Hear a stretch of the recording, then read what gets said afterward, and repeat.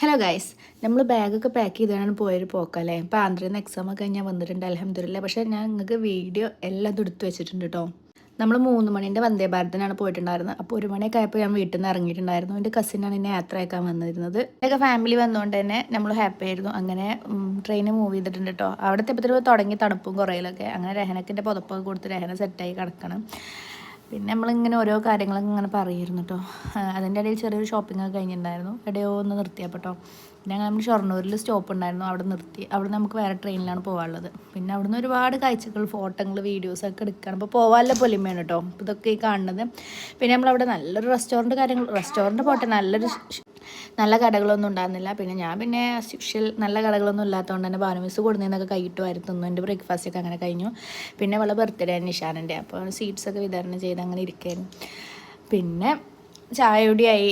അതിൻ്റെ ഇടയിൽ കാക്കകൾക്ക് ഒരു വയറ്റെന്നോ കുടിച്ച കാക്ക ഉണ്ടായിരുന്നു. സോ എല്ലാവരും ഡ്രസ്സിന് മേൽ കട അവളതിൽ അപ്പിട്ടു, രഹനൻ്റെ തലയിൽ അപ്പിട്ടു.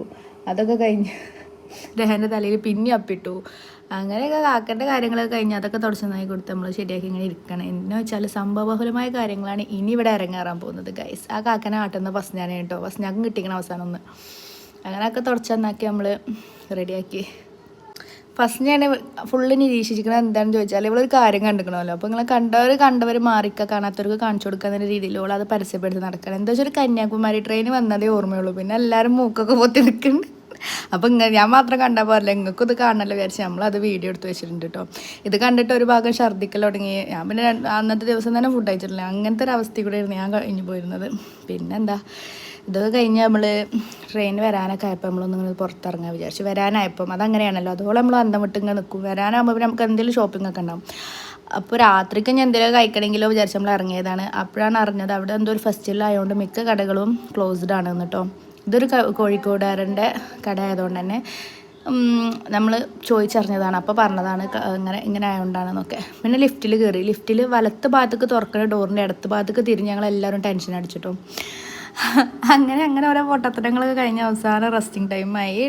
നമ്മൾ ട്രെയിനൊക്കെ വന്നപ്പോൾ കയറിയിട്ടുണ്ടായിരുന്നു. നമ്മളൊരു പബ്സാണ് അന്ന് കഴിച്ചിട്ടുണ്ടായിരുന്നു കേട്ടോ. കാരണം കടകളൊന്നും ഇല്ലാത്തതുകൊണ്ട് തന്നെ ഫുഡൊന്നും കിട്ടിയിട്ടുണ്ടായിരുന്നില്ല. പിന്നെ ഇവർക്കൊക്കെ പൊലിമ ബായിൻ്റെ അടുത്ത് സീറ്റ് കിട്ടിയോണ്ട് ലെമീസ് പിന്നെ അവിടുന്ന് നീങ്ങാൻ തന്നെ ഉണ്ടാകുന്നില്ല. പിന്നെ അങ്ങനെ നമ്മൾ കാട് താണ്ടി മലകളെ താണ്ടി നമ്മൾ പോവുകയാണ്. പിന്നെ ഇങ്ങനെ ഡെസ്റ്റിനേഷൻ എടുക്കുന്നതോറും നമുക്കൊരു ചെറിയ ടെൻഷനൊക്കെ വന്നിട്ടുണ്ടായിരുന്നു കേട്ടോ. നമുക്കറിയാത്തൊരു നാടാണ്, അറ്റ്മോസ്ഫിയർ എങ്ങനെ അറിയില്ല, ഹോസ്റ്റൽ എങ്ങനെ അറിയില്ല. പിന്നെ ഞങ്ങളതൊക്കെ കഴിഞ്ഞ് ഭാനുമിസ് കൊടുന്ന പൊതികളൊക്കെ തുറക്കാൻ കറക്റ്റ് ടൈമിന് ഇവരും എത്തിക്കണം കേട്ടോ. പിന്നെ ഇവർക്ക് അവിടുന്നും കഴിച്ച് ഇവരിങ്ങനെ നടന്ന് തിന്നാൻ ട്രെയിനില്ല. അതൊക്കെ കഴിഞ്ഞ് നമ്മൾ റെസ്റ്റിംഗ് ടൈമായി. അപ്പം നമ്മൾ ഉറങ്ങട്ടെ കേട്ടോ. നമ്മൾ രാവിലെ എണീറ്റിട്ട് നമുക്കിനി അവിടുന്ന് കാണാം. അതുവരേക്കും ബൈ.